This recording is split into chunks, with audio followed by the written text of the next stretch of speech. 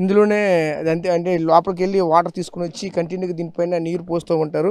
అది వస్తూ దానిపైన నీళ్ళు పోస్తుంటే ఆటోమేటిక్గా ఆ స్టీమ్ పైకి వస్తుండే వేపర్, ఆ వేపరే దానిలో దిగి స్టీమ్ అయ్యి లిక్విడ్గా మారుతుంది. అదే స్ప్రిట్గా తయారవుతుంది. ఆ స్ప్రిట్నే మజ్జిగగా తీసుకుంటారు. ప్రస్తుతం చూడొచ్చు దీనికి సంబంధించి మొలాసిస్ కూడా సైడ్కి అంతా కూడా అంటే దానిలో ఉన్నటువంటిది కొన్నాళ్ళ పాటు ఊరబెట్టిన తర్వాత దాని నుంచి కుళ్ళినటువంటి పదార్థం అయితే పైకి వస్తుంది. ఆ కుళ్ళినటువంటి పదార్థాన్ని కూడా బయటికి పరిస్థితి కనిపిస్తూ ఉన్నాయి.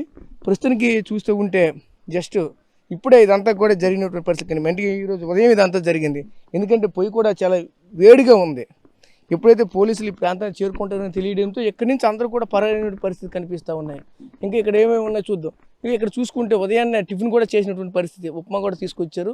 అంటే ఇక్కడ తయారు చేస్తూ ఉంటారు కదా నాటుసారా తయారు చేసేవాళ్ళు, వీళ్ళంతా కూడా ఒరిస్సాకి చెందినటువంటి వాళ్ళే. ఎందుకంటే ఈ నాటుసారా తయారు చేయాలంటే ఖచ్చితంగా వాటర్ ఎక్కువగా ఉండాలి. వాటర్ ఎక్కడికైతే పుష్కలంగా ఉంటుందో వాటర్ ఉన్నటువంటి ప్లేస్లోనే ఇదంతా కూడా తయారవుతూ ఉంటుంది.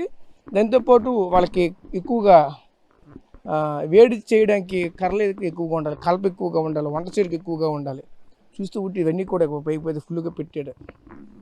ఎందుకంటే రెడీ చేశారు, అన్నీ రెడీ చేశారు. ఒకవైపు అంతా వేపర్ రెడీ చేసుకున్నారు. చూడొచ్చు దీనికి సంబంధించిన పైపులు కూడా ఈ పైపుల నుంచే వేపర్ దిగుతూ ఉంటుంది. ఇందు నుంచి అందులో దిగి లిక్విడ్గా మారుతుంది. అది స్పిరిట్.